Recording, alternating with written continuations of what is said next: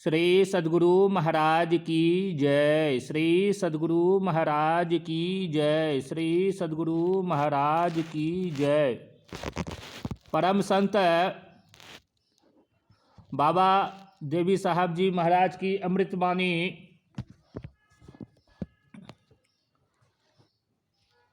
योग विषय पर व्याख्यान। स्थान पटियाला। वृक्ष कबहू नहीं फल भखे, नदी न संचय नीर। परमार्थ के कारणे संतन धरा शरीर। अंतर्राष्ट्रीय योग दिवस के ऊपर 21 जून को मनाए जाते हैं। तो योग दिवस के ऊपर में योग क्या चीज़ है, इसके ऊपर में विस्तार से इसकी व्याख्या की गई है। ऐसा अद्भुत व्याख्या कि इसको आप लोग बड़ा ही ध्यान से सुनेंगे। मित्रों, पृथ्वी वस्त समस्त मतों के अंदर दो प्रकार के मनुष्य उत्पन्न होते चले आ रहे हैं। एक वे लोग हैं जो अपने घर में माँ बाप, बहन, भाई, पड़ोसी आदि को जो कुछ चेष्टा करते देखते हैं उसका सर्वांश में अनुकरण करते हैं और अपने मत के गंभीर विषयों पर, जिन पर उसकी स्थापना थी, कभी ध्यान नहीं देते। साथ ही वह सांसारिक उन्नति में अपनी संपूर्ण शक्ति का अपव्यय करने लगते हैं। यदि उनको अपने व्यवहार में सफलता प्राप्त हो जाती है तो अपनी आय में से कोई भाग निकाल किसी शुभ कार्य में लगा देते हैं और वह शुभ कार्य यही होता है कि कोई मंदिर, मस्जिद या गिरजाघर बनवा देना अथवा कोई चिकित्सालय, पुस्तकालय या विद्यालय इत्यादि खोल देते हैं, जिससे उनको सांसारिक ख्याति प्राप्त हो जाती है। बस उसी को स्वर्ग या बहिष्त में जाने के लिए पर्याप्त समझते हैं। ऐसे लोगों को उपासक और विश्वासी कहते हैं और ऐसे लोग सर्वमतों में अधिक संख्या में विद्यमान है। मित्रों, दूसरे लोग वे हैं जो चिता में जलने और कब्र में दफनाए जाने से पहले ही अपने मत के उस मार्ग से चलते हैं जिससे उनको मत के गंभीर तथा गहन विषयों का भी ठीक पता मिल जाता है। अंत में वे लोग वहाँ पहुँच जाते हैं जिसके अतिरिक्त दूसरा लक्ष्य स्थल नहीं। ऐसे लोग भी प्रत्येक मत में हुए हैं, मगर उपासक और विश्वासियों की भांति अधिक संख्या में नहीं। ये लोग संसार को असार और हेय समझते हैं तथा इसके अंदर आवश्यकता से अधिक लिप्त नहीं होते। वे लोग अपनी जीवन यात्रा पूर्ण करने के लिए या तो कोई व्यापार या नौकरी कर लेते हैं अथवा भिक्षा से ही अपना कार्य चलाते हैं। वे अपने ज्ञान का, जिसको वे अपने अनुभवों द्वारा प्राप्त करते हैं, जीवन पर्यंत सर्वसाधारण में प्रचार करते रहते हैं। ये लोग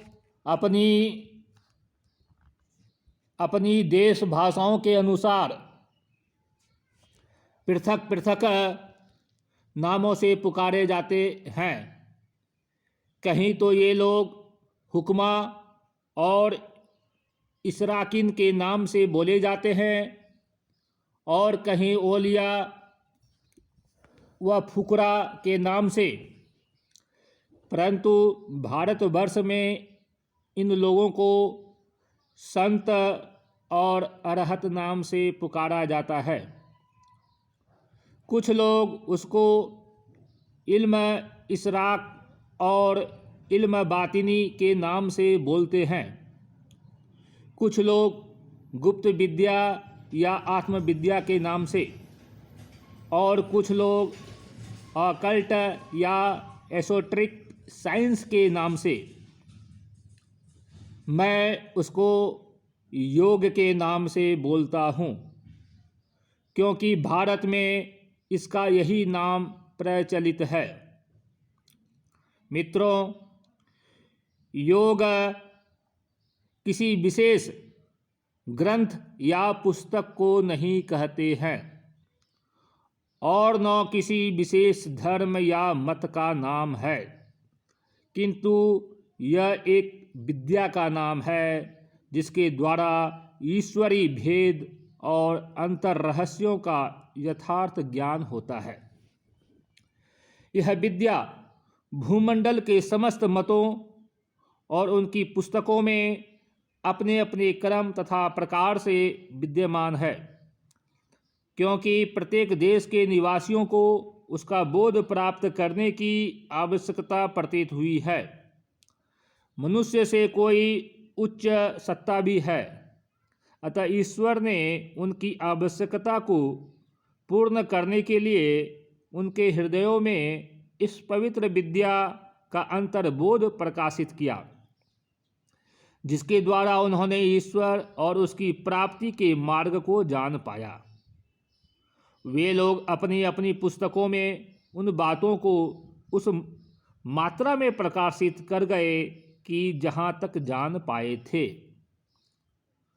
वास्तव में योग दो वस्तुओं के मेल का नाम है, परंतु उसका यह पता नहीं लगता कि सर्वप्रथम दो वस्तुओं के मेल का नियम किसने बनाया और कौन इसका संस्थापक हुआ।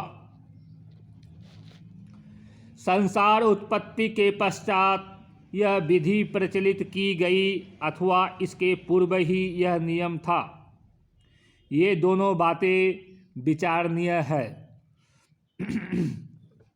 इनको गूढ़ दृष्टि से विचारना हमारा कर्तव्य है।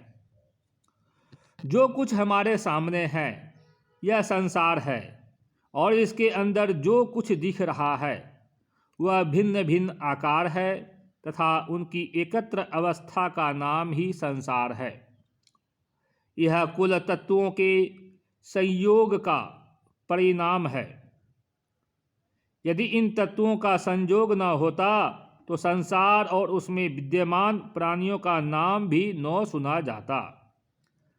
अब भी यदि इन आकारों में से साइंस द्वारा किसी एक तत्व को निकाल दे तो यह रचना जीर्ण शीर्ण होकर अंतरिक्ष में आंधी और धूल के सदृश दिखाई पड़ने लगे और फिर ऐसा ही धुंधकार हो जावे कि जैसा प्रारंभ में था। इससे स्पष्ट प्रकट है कि योग का नियम संसार उत्पत्ति से पूर्व बनाया गया है, क्योंकि जब तक किसी एक ने दो वस्तुओं के मिलने का नियम नहीं बना लिया था, तब तक न तो कोई तत्व स्वयं बना था और न एक दूसरे से मिला था, और न तब तक यह संसार उत्पन्न हुआ था। अतः इस नियम के बनाने वाले उस नियंता को ईश्वर कहते हैं, और योग को ईश्वरी विद्या, क्योंकि उसी ने इसको बनाया और वही इसका संचालक और संस्थापक है। ईश्वर अविनाशी और अनंत हैं और उसका ज्ञान भी अविनाशी तथा अनंत है। एक या दो चार पुस्तकों में यह परिमित नहीं किया जा सकता किंतु उसकी एक अपरिमित पुस्तक है और वह इस संसार के परली पार है। जो कोई वहाँ जाता है वह उसको पढ़ लेता है, अन्यथा कुल लोग उस ज्ञान से शून्य ही रहते हैं। प्यारे मित्रों, मैंने जो यह कहा कि योग का संस्थापक ईश्वर है और योग संसार उत्पत्ति से पूर्व बना है, यह कोई आश्चर्यमय कथन नहीं है, क्योंकि संसार में भी जब इस विषय में अन्वेषण किया जाता है, परंतु तो हर एक पंथ व उसकी पुस्तकों के काल का ठीक पता लग जाता है, परंतु योग के संस्थापक और उसकी मर्यादा का पता किसी पुस्तक से नहीं लगता कि वास्तव में योग का संचालक और संस्थापक कौन हुआ है। कुल ऋषि मुनि, योगी, योगेश्वर, अवतार, संत, अरहत, जिनके की नाम समस्त संसार में भानु सम प्रकाशित है, इस विद्या पर अपने चलने की स्वीकृति दे रहे हैं और अपनी अपनी पुस्तकों में इस विद्या की प्रशंसा करते हैं कि इससे बढ़िया ईश्वर तक पहुँचने का दूसरा मार्ग नहीं हो सकता। परंतु यह कोई नहीं कहता कि इस विद्या की स्थापना मैंने की है। मेरे इस कथन से सिद्ध होता है कि योग विद्या का संस्थापक ईश्वर स्वयं है और सब लोग जाति, वर्ण तथा मत के बंधन से पृथक हुए उसके विद्या तथा आचरण संबंधी ज्ञान के अधिकारी हैं। यही संसार में एक ऐसा क्लास है कि जिसमें कुल धनी, निर्धन, राजा, सेवक बराबर प्रवेश पा सकते हैं और इस पैतृक संपत्ति में समभागी बन सकते हैं। प्राचीन काल में भी यही एक द्वार था जिससे छोटी जाति के मनुष्य भी ऋषि मुनि, योगी, योगीश्वर, संत और अरहत हो गए। योग स्वयं कोई मत नहीं है, किंतु समस्त मतों और पंथों की जान है। कुल मत योग के द्वारा उत्पन्न हुए हैं। यदि योग न होता तो संसार में कोई मत उत्पन्न ही न होता, क्योंकि मतों की स्थापना पुस्तकों पर, पुस्तकों की स्थापना श्रुति और वहीं पर, श्रुति और वही की स्थापना इल्हाम अंतर्बोध पर और अंतर्बोध की स्थापना चित्त की एकाग्रता पर है। चित्त की एकाग्रता योग के बिना नहीं हो सकती और न मत की यथार्थता तथा ईश्वरी भेद योग बिना जाने जा सकते हैं। भले ही समस्त पुस्तकों के पढ़ने और शास्त्रार्थों के करने में अपना समय लगाते रहो कि अमुक मत अच्छा है और अमुक बुरा, संसार में भी योग के बिना सफलता नहीं मिल सकती, क्योंकि कुल कामों में विचार दृढ़ता से ही साफल्य प्राप्त हुआ करता है और विचारों की दृढ़ता चित्त की एकाग्रता के बिना नहीं हो सकती। उचित विधि से अपने विचारों को एकत्र करने का नाम ही योग है। प्यारे मित्रों, योग विद्या के इतने भेद हैं कि उनका वर्णन करना हमारी शक्ति से बाहर है और आगे को भी उनके बढ़ने की संभावना है। यदि मैं उन भेदों को जो अब तक प्रकट हो चुके हैं वर्णन कर भी दूं, तब भी आगामी भेदों का वर्णन तो असंभव ही है। अतः मैं भेद बाहुल्य का विवरण छोड़कर केवल 2 भेदों पर प्रकाश डालता हूँ, जो प्रायः प्रसिद्ध है। एक हठयोग, दूसरा राजयोग। प्यारे मित्रों, हठयोग उसको कहते हैं कि जिसका अभ्यास स्थूल शरीर के किसी अंग से होता है। उसमें 84 आसन और बहुत सी क्रियाएं तथा खान पान के पथ्य हैं। इन क्रियाओं और आसनों के अभ्यास से प्रथम तो यह असंभव है कि बिना किसी शारीरिक रोग और दुख के सफलता प्राप्त हो, और अगर गिरते पड़ते किसी का अभ्यास बिना किसी बाधा के पूर्ण भी हो जावे तो अभ्यासी उस फल को नहीं पा सकता है जिसकी कीमतों में अत्यधिक प्रशंसा गाई गई है।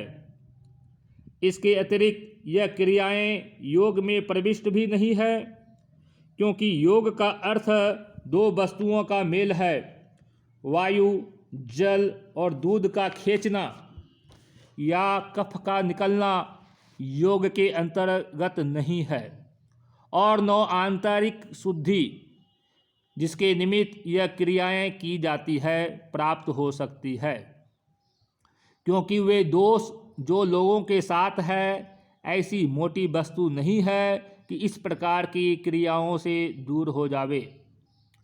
फिर इस प्रकार के अभ्यासों से ईश्वर तो दूर अपनी आत्मा का भी ज्ञान नहीं हो सकता है, जो कम से कम योगाभ्यास से होना चाहिए। प्यारे मित्रों, अब मैं उन विधियों का वर्णन करता हूँ जो राजयोग में प्रचलित है। उनका अभ्यास हठयोग के विरुद्ध स्थूल शरीर के किसी भाग से होने वाला नहीं है, किंतु केवल जीवात्मा से उसका संबंध है, जिसको मुक्ति की आवश्यकता है। आत्मा स्वतः पवित्र और चेतन है, उसमें आने जाने का स्वभाव नहीं है, परंतु उसके साथ कुछ ऐसी सामग्री लगी हुई है जिसके कारण उसको निरंतर इस संसार में आना जाना पड़ता है। यह सामग्री प्राकृतिक है और प्रकृति के सूक्ष्म भागों को प्रेरणा देती है। उसमें दोनों स्वभाव आने जाने के विद्यमान है। अतः आत्मा को उससे मुक्त कराने के उद्देश्य से किसी ऐसी वस्तु पर ध्यान लगाना कि जो स्वतः प्रेरित न होने वाली, अपरिणामी तथा अविनाशी हो और आने जाने की क्रिया से शून्य हो, योग कहलाता है। बस अंतर केवल इतना है कि यह आत्म संबंधी है और वह प्रकृति संबंधी। इसको आत्म संबंधी इस आशय से कहा जाता है कि राजयोग में आत्मा को ऐसे लक्ष्यों पर स्थिर किया जाता है जिससे वह सामग्री जिनसे आवागमन होता है दूर हो जाती है और आवरण रहित तथा पवित्र होकर वास्तविक केंद्र पर पहुंच जाता है। इसके विरुद्ध हठयोग और उपासनाओं में जो विधियां हैं वह सब प्रकृति संबंधी है। उनके अभ्यास और पूजाओं से आवागमन में वृद्धि हो जाती है, अतः आवागमन का चक्र भंग नहीं होता और जीवात्मा बारंबार जन्म पाकर दुख सुख पाता है। मनुष्य कुल संसार का संक्षिप्त आकार है और यह दो भागों में विभक्त है। एक पिंड अर्थात धर, दूसरा ब्रह्मांड अर्थात सिर। पिंड के अंतर्भाग में हृदय तथा फेफड़े आदि हैं, जो दृश्यमान शरीर को स्थिर रखते हैं तथा अपने अपने कार्य में संलग्न है। ऊपर के भाग अर्थात ब्रह्मांड में भूरा और श्वेत दो प्रकार का समान है, जो अत्यंत बारीक बारीक रंगों से बना हुआ है और उस पर विविध इंद्रियां अपना अपना कार्य कर रही है। इनके अतिरिक्त 4 पर्दे और भी है, जो मांस, रक्त तथा मज्जा आदि से कोई संबंध नहीं रखते। उनमें से कुछ स्थूल शरीर से संबंध है और कुछ सूक्ष्म शरीर से, जिनके नाम सुनकर आप स्वयं उनके स्वभाव से उन पर्दों को जान सकेंगे। प्यारे मित्रों, प्रथम आवरण पर्दा अंधकार का है, जो आंख बंद करने से जाना जा सकता है। दूसरा पर्दा प्रकाश का है, जो कि अंधकार के पार जाने से जाना जा सकता है। तीसरा पर्दा शब्द है, जो कि ध्यानपूर्वक सुनने से जाना जा सकता है। चौथा पर्दा कोई पर्दा नहीं है, किंतु वह एक रहस्य है जो प्रथम, द्वितीय और तृतीय की भांति समझ में नहीं आ सकता। केवल पूर्ण अभ्यास से जाना जा सकता है। यह चारों पर्दे स्थान, प्रकृति, आत्मा तथा परमात्मा संबंधी है, जिनका हिंदू, मुसलमान, ईसाई और बुद्धिस्ट अपनी अपनी संख्या और व्याख्या के साथ वर्णन करते हैं। संतों में इन कुल स्थानों को पार करके अंतिम स्थान में पहुंचने को मुक्ति कहते हैं, और इस मुक्ति प्राप्ति के लिए संतों में हठयोग इत्यादि की भांति अनेक विधियां नहीं है, केवल दो है। पहला दृष्टि मार्ग और दूसरा शब्द मार्ग। ये दोनों विधियां अन्य पूजा विधियों की भांति मनुष्य रचित नहीं है, जो धर्म और मतों में प्रचलित है, किंतु स्वयं ईश्वर इनका संस्थापक और संचालक है। उसने ही अपनी पूर्ण योग्यता से इन दोनों विधियों को मनुष्य के अंदर प्रारंभ से रख दिया है। दृष्टि मनुष्य में ईश्वर की दी हुई वह वस्तु है जिसने प्रकृति के प्रत्येक भेद को भली प्रकार खोल खोल कर जाना है और बड़ी बड़ी गुप्त तथा प्रकट विद्याओं को निकालकर संसार के सामने रख दिया है। कोई विद्या या विज्ञान, साइंस संसार में ऐसा नहीं है जिसमें उसका प्रवेश न हो, और ऐसा मनुष्य संसार में कोई नहीं हुआ कि जिसने दृष्टि और उसके प्रभाव को स्वीकार न किया हो। दृष्टि ने हिंदू और बौद्धों के गंभीर पुनर्जन्म तथा ईसाई और मुसलमानों के दोजख और बहिश्त का पता लगाया, और इसी ने फरिश्ते तथा देवताओं, विविध लोकों और आसमानों को उनके लक्षणों सहित प्रकाशित किया, जिनका वर्णन समस्त मतों की पुस्तकों में विद्यमान है। दृष्टि ने प्राचीन काल की सिद्धियों की यथार्थता और उनकी सामग्री का पता लगाया है, जिससे वह सिद्धियां प्राप्त हो सकती है। दृष्टि ने ही आधुनिक काल में हिप्नोटिज्म और मेस्मेरिज्म की वास्तविकता को जाना है। दृष्टि गुप्त तथा प्रकट विद्याओं की शिक्षा प्राप्ति का एक साधन है, और ध्यान उसका सेवक है। जिधर दृष्टि लगती है, ध्यान उसी ओर आकृष्ट हो जाता है, और जहाँ कहीं यह स्थिर हो जाती है, अमृत वर्षा करने लगती है। इसको स्थिर करने से थोड़े ही दिनों में अभ्यासी के विचारों में सूक्ष्मता समा जाती है, जिससे वह बड़ी बड़ी गहरी बातों को भी शीघ्र ही समझ जाता है, और सब सिद्धांत उसके सामने हाथ बांधे खड़े रहते हैं, जो जीवन पर्यंत पुस्तकों के पढ़ने से समझ में नहीं आ सकते। इससे यथार्थ धर्म और पंथों का मार्ग खुलता है, और इसी से विश्वास शक्ति उत्पन्न होती है, जिससे लोक तथा परलोक दोनों स्थानों पर सफलता प्राप्त होती है। इससे अभ्यासी को प्रतिदिन अपनी आत्मिक उन्नति का अनुभव स्वयं होने लगता है। जो अन्य विधियों तथा चेष्टाओं से होना संभव है। चाहे समस्त जीवन नष्ट कर दो, धर्म की सत्यता और अपनी उन्नति का बोध नहीं हो सकता। दृष्टि साधन से जो कुछ अंतः प्रकाश की प्राप्ति होती है वह समस्त शरीर में नख शिख पर्यंत फैल जाता है। वह शरीर के प्रत्येक छोटे से छोटे भाग में अर्थात उसके कण कण में प्रविष्ट हो जाता है और इससे शरीर प्रतिदिन स्वस्थ और सुंदर होता जाता है।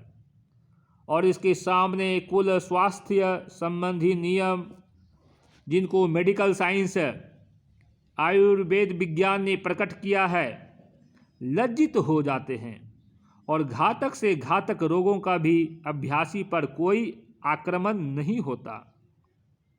चाहे वह रोग ऋतु संबंधी हो अथवा किसी अन्य प्रकार के।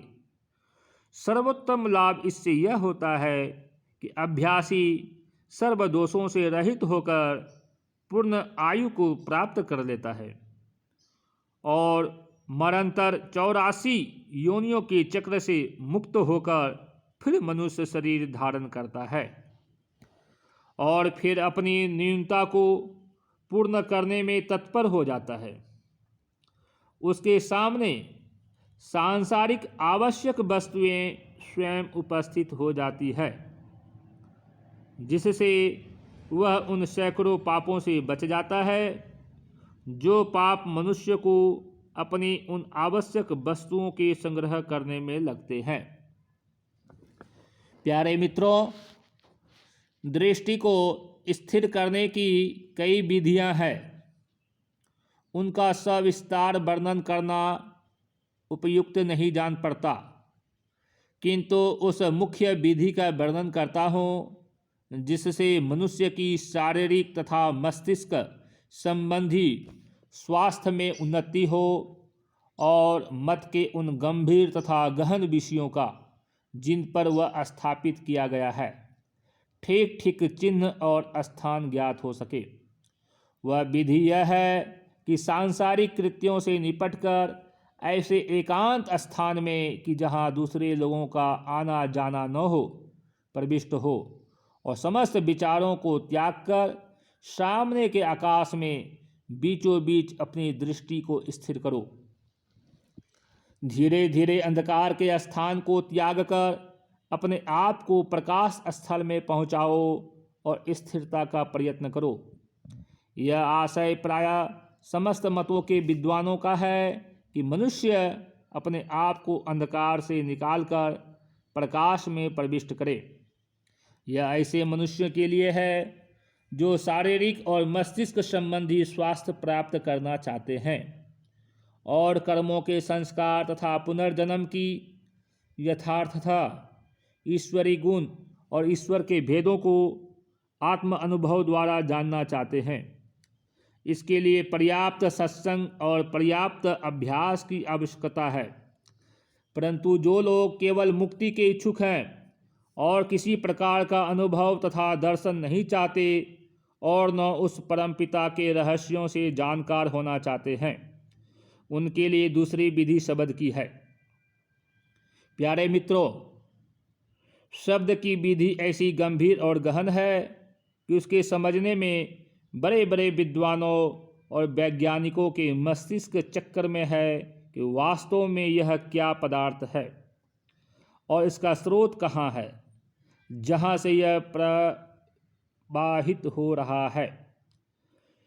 शब्द केवल ध्वनि स्वरूप में मनुष्य के अंदर विद्यमान है और उसमें किसी अक्षर और मात्रा का अधिकार नहीं है। तो भी कुछ मतवादी 5, कुछ 7, कुछ 10 और कुछ 12 मानते हैं। वे उनसे अपना अपना मत संबंधी काम चलाते हैं और एक के शब्द दूसरे के शब्दों से नहीं मिलते हैं। यह विषय विचारणीय है कि कहाँ से अक्षर और अक्षरों से शब्द बनकर मुंह में बातचीत करने को और अंगुलियों में वाक्य इंसास लिखने के लिए आ रहे हैं। अब यहाँ यह सोचना चाहिए कि वह कौन सा स्थान है जहाँ से श्रुति और आयतें प्रकट हुई जिनसे वेद, कुरान, तौरेत और इंजिल बनकर तैयार हुए। और वह कौन सा स्थल है जहाँ से दर्शन, स्मृतियाँ और शरीयत बनी? फिर वह कौन सा स्थान है जहाँ से गल्प और हास्यमय कथा कहानी प्रकट होती है? और वह कौन सा स्थल है जहाँ से विविध विद्याएं और विज्ञान की नहरें निकली चली आ रही है? फिर इन कुल का वह एक ही केंद्र है जहाँ से इन सब का प्रादुर्भाव हुआ है, अथवा इनके स्थान भिन्न भिन्न है और उनकी क्या पहचान है? प्यारे मित्रों, जब तक एक दीर्घकाल तक शब्द मार्ग का ज्ञान विद्या और अनुभव के द्वारा प्राप्त न किया जावे, यह बारीकियां न तो समझाने वाला समझा सकता है और न समझने वाला समझ सकता है। जिसका मन चाहे अपनी इच्छा पूर्ण करने का प्रयत्न कर ले, परंतु उसको यथार्थ ज्ञान नहीं हो सकता। शब्द का विषय अत्यंत गहन और विज्ञान संबंधी है, अतः बिना दृष्टि साधन के इसका समझ में आना असंभव है। दृष्टि साधन उसकी कुंजी है। दृष्टि साधन से अभ्यासी में शब्द मार्ग के समझने की योग्यता उत्पन्न हो जाती है। अब यह स्मरण रखना चाहिए कि ईश्वर का रहस्य उसी के शब्द से खुलता है जो कि अविनाशी है। मायावी रहस्य मायावी शब्दों से खुलता है जो कि विनाशी और परिवर्तनशील है, और उनके परिणाम भी नाशवान है। संक्षेप यह है कि जैसा बीज होता है वैसा ही फल उत्पन्न होता है। सार शब्द संसार और मनुष्य इन दोनों के ऊपर है और यह विविध नामों से बोला जाता है। प्यारे मित्रों, योग विद्या के संबंध में मेरा कथन समाप्त होता है। यदि आपको मेरी कोई बात अनुचित प्रतीत हुई तो क्षमा करना। श्री सद्गुरु महाराज की जय।